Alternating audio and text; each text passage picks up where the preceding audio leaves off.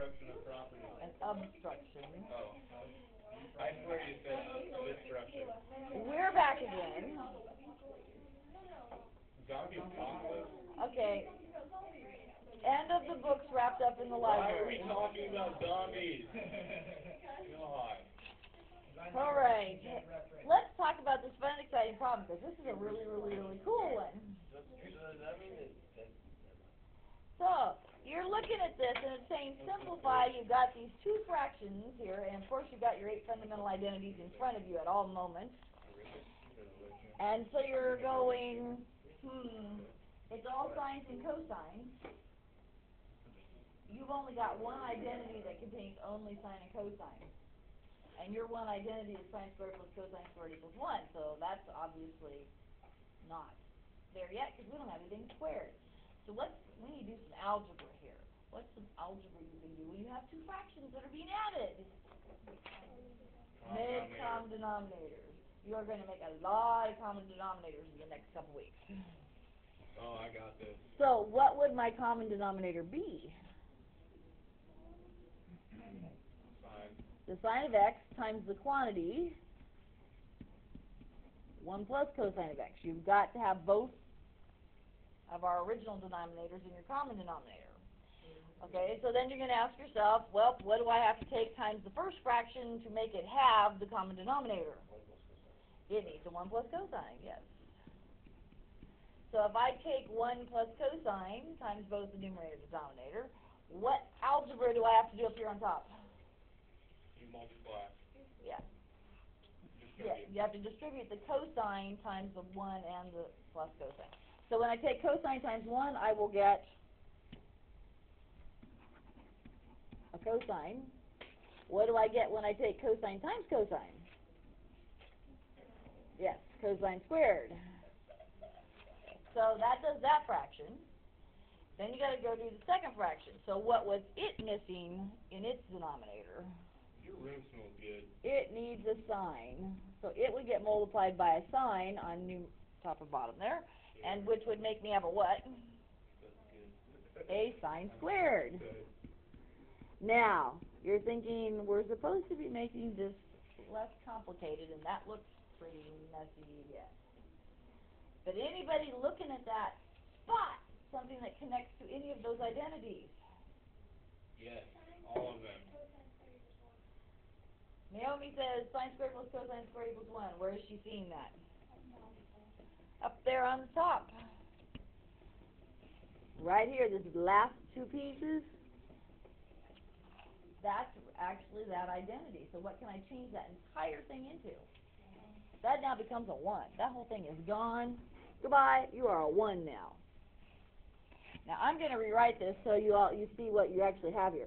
You now have a cosine of x plus 1 over a sine of x times a 1 plus cosine of x. Any other algebra you see we could do? Yeah, because it's identical quantity. Cosine plus 1 and 1 plus cosine are the same thing, aren't they? You can only cancel with a plus sign because you're canceling the whole quantity here. So yeah, that baby's gone on top and bottom, so what's left? 1 over sine, which I would consider that an acceptable simplified answer, or you could even take it one step farther. 1 over sine is identity number 1, which is cosecant of x. So you could actually say either one of those would be considered a correct answer. You've got it simplified. And once again, you took these two big nasty fractions that added together, and you're down to simple. It's a thing of beauty. You've got to love it. No. Can I use the S word now? No. Damn. You can never use the S word unless you're going to say it's super. What's the S word? The word that gets your name on the board? Twice for JR. Well, actually, there's multiple S words. It depends on what S word you're using. Like Super or Sally. sensational. I know. Excellent. San Francisco. Yes, you can't be like, well, I'm right. Idiot. Stimulating, scintillating. All kinds of good words. Did you say math is stimulating? Yes. Mentally stimulating. Oh.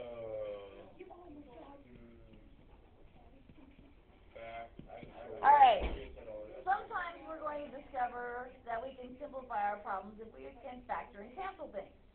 So we also have to double check our factoring skills here. So, if I tell you to factor this lovely trinomial, okay, now I didn't give you the world's nicest numbers here, Evan. What? Do not shove your stuff off his desk. I'm sliding, not shoving. So, Evan, you will be happy to help me factor this now. Crap. Okay, A, number one, you should still look and ask yourself, is there a common factor I can pull out? And with a 15, a 2, and an 8, I don't think so. So, you're unfoiling this. It's 3 terms. Instead of having an x and an x, because we have cosine squared, our front terms have to have what in it? A Y. You have to figure out, what do I have to have up front to make a 15 cosine squared? Okay, I got a suggestion of a 3 and 5, but just 3 and 5? No. Thank you. 3 cosine of x, 5 cosine of x, so that when you multiply them, you'll get cosine squared. Okay, we're guessing it's 3 and 5. Could be 1 and 15. All right, what factors of 8 would you like to try? 2 and 4. 2 and 4. Okay, any inkling as to where you want to put them? Or I should just throw them in there? Okay, we got a 2 and then a 4. That's wrong. That's going to give me a 12 and a 10. Is that going to work? I think we should do 1 to 8. Because if I have a 12 cosine x and a 10 cosine x, what do I know about my signs? Are they going to be the same or are they going to be opposites? If this is a minus 8 back here, they're going to be opposite. So I need one of them to be plus and one of them to be minus. Because if I want the 12, if I get 12 and 2, the difference in 12 and 10, is 2. This is going to work. I need a positive 12 and a negative 10. Then it stops saving. That would add up to the positive 2 we need in the middle. It's just a matter of which one goes where. Abby's telling me to put the negative on the 2 up here in front, and I'll buy that. And if I put the plus in the back, my factors work. Now, granted, that was not very nice numbers. That was more difficult numbers. You should look at it and go, can I factor it any farther? In this case, because since the cosine's not squared, no, you can't go any farther with it. But there will be problems where you will need to factor and cancel things in order to get them to work. Factoring's not that big a deal. All right. No. Why do you keep... Not what I meant, Dave. All right, here's another simplify, but you're going to simplify it by factoring. And this is mostly an opportunity for me to see if you remember an important rule of factoring. All right. I gave you a secant of x cubed minus 8 over a secant of x squared minus 4. Figure that one out. I want you to factor numerator and denominator and get something to cancel. Suggestions on how to factor either one.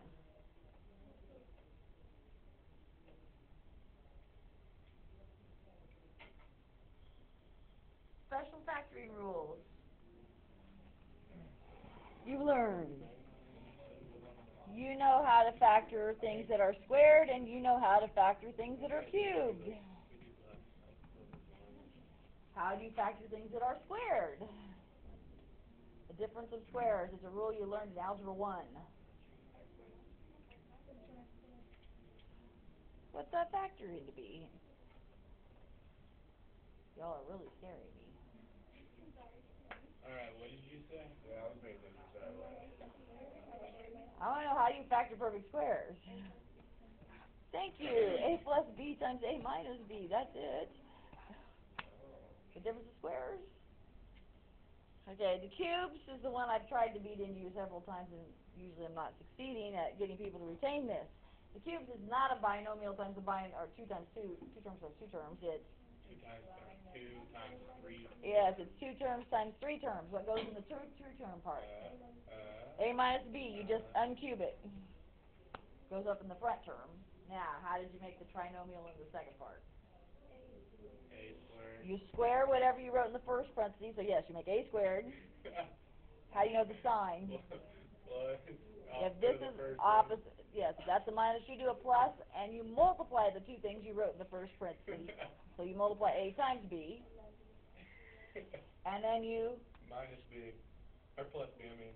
since you're going to square the last term, you're going to square the B, it's going to be positive always, and you'll get plus B squared. Yeah, so it's B squared. Okay, so now do the same thing right here with these secants. When I do the top, that's secant cubed. 8 is a cubed number. This is perfect cubes. So what's it become? The rule says uncube it. So what is it uncubed? Secant of x minus 2. So that's the binomial part. I don't know, Miss Meyer, what is it uncubed? Now, make the trinomial part. Square whatever you wrote in the first part. So thank you. Yes, secant squared. Plus or minus.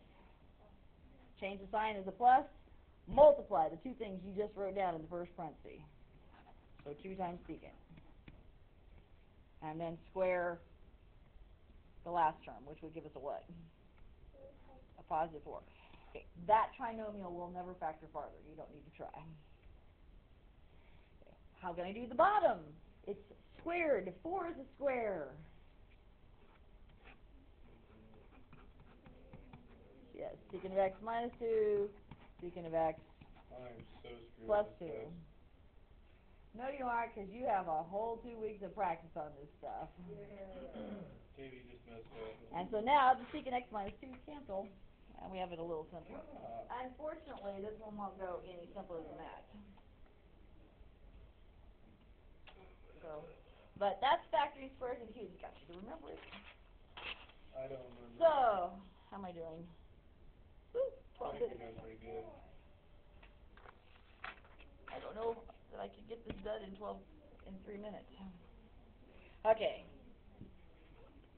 Now it's time to put them to use. Do you have all those identities in front of you? Because if you don't, you will not figure this out. We have more than 3 minutes, Miss Meyer. I think I'm going to probably need 5 more minutes past 3 minutes. I don't think I can do 3 problems in 3 minutes. Oh, yeah. On the last one, Uh-huh. you had a secant of x minus 2 on the top part. I wasn't paying attention and I canceled it. Yep, I canceled them. Yep, Dang, yep, I Dave, canceled you them. don't too baby fat yet. Oh, Is this a simplified one? This is a simplified one, yes. that baby fat. Yeah. I have that So right. I got a detention for yawning, Mr. All right, so, Mr. I got a detention for yawning. Huh? I just about did. Awful. Could you imagine having to go home and tell your parents why you have a detention? I was yawning. I was tired. Well, it's better than explaining to them and you say something actually. Well, it could be excessive yawning or excessive noise while yawning. Like I just did. All right, I want you to simplify this. You look at that and you go, this has a bunch of different trig functions in it. And anytime you have a lot of different trig functions, You gotta split it up. well, you want to start looking for those identities to see if they can help you out. Anybody see anything up here that strikes them as an identity or where we could use an identity? Well, Often on we these have an problems, 80 there's degree more than one from way that. to work it. The one over secant squared. Okay, the 1 over secant squared is what? Cause It is, we know secant, cosine are reciprocals, and I didn't tell you that. I need to emphasize that. Let me go back a second. Identities 1 through 5, you'll notice they only have one thing on each side of the equal sign. So they can have any power on it they want. You can do cosecant squared is 1 over sine squared. Secant squared is 1 over cosine squared. You can do cosecant cubed is 1 over sine cubed. You can put any power you want on the first 5. Okay, 6, 7, and 8 were based off the Pythagorean theorem. They have addition in them. You cannot change those. Those are only true for squares. Those are not true for any other powers. You can only use 6, 7, 8 if they are squared. Oh, thank you. Well, I might as well stop it then, since I did my speech.